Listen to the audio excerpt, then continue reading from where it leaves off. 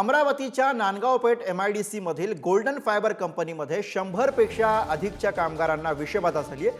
अन्न किंवा पाण्यामधून विषबाधा झाल्याची माहिती आहे। अनेक महिलांना उलट्यांचा त्रास होतोय। जिल्हा सामान्य रुग्णालयामध्ये त्यांच्यावरती उपचार सुरू असल्याची माहिती मिळते।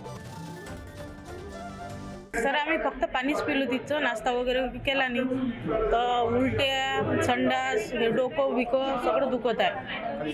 हां काही जण तर लय सिरियस आहे। तुम्ही किती वाजता प्रकार घडला? 9 वाजतापासूनच झाला, 8-9 वाजतापासून।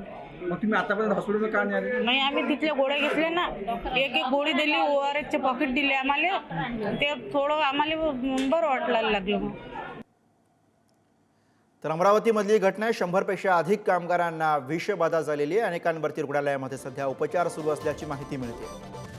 प्रतिनिधी छगन जाधव सध्या अमरावतीमधनं आपल्या सोबत आहेत, त्यांच्याकडनं अधिक माहिती घेऊयात। छगन, हा सगळा प्रकार आहे, या प्रकारानंतर आता काय माहिती पुढे येते आहे, काय नेमकं कारण या घटनेमागचं समजतंय? गुरु, सातत्यानं जर बघितलं तर अमरावतीच्या नांदगाव पेठ MIDC मध्ये विषबाधेच्या घटना घडत होत्या आणि ज्या कंपनीमध्ये ही विषबाधेची घटना घडलेली आहे ती आहे गोल्डन फायर कंपनी।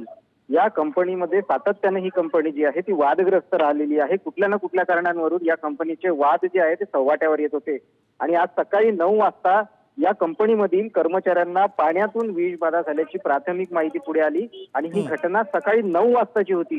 मात्र या कर्मचाऱ्यांना 9 वाजतापासून तर 2 वाजेपर्यंत त्या कंपनीच्या कॅम्पसमध्ये काही प्रमाणात त्यांच्यावरती प्राथमिक उपचार केले गेले, मात्र त्यांना कुठेही त्यांची प्रकृती गंभीर होत असताना मात्र कुठेही त्यांना हलवण्यात आलेलं नव्हतं।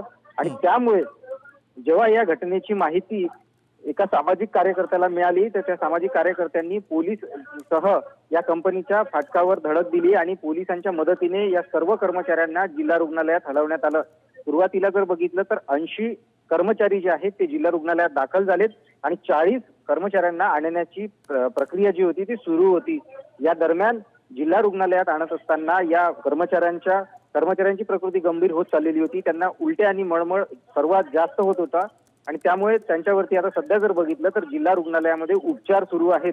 मात्र या कंपनीने पुढाकार घेऊन या कर्मचाऱ्यांना तातडीने रुग्णालयात का पाठवलं नाही असा सातत्याने प्रश्न जो आहे तो उपस्थित होतो आहे।